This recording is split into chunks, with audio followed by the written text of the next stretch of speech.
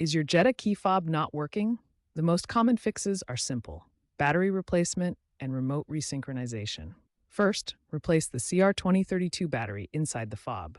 Pry it open, replace the battery with the positive side up, and test. If that doesn't work, try resyncing the fob.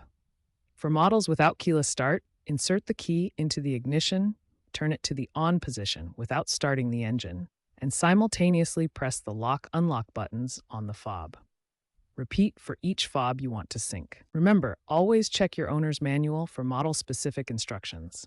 These steps solve most key fob issues quickly and inexpensively. If battery and resync don't solve the problem, the issue might be with the comfort module, also known as the BCM.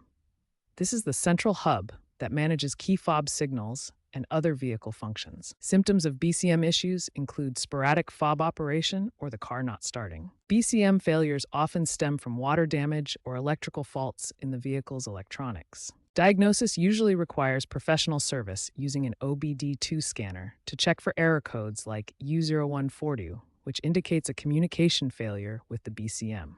BCM replacement requires dealer service and can be costly, ranging from $300 to $800 due to the need for reprogramming the entire vehicle's network. Looking ahead, Volkswagen plans to move towards smartphone-based keys, reducing reliance on physical fobs and their associated mechanical failures.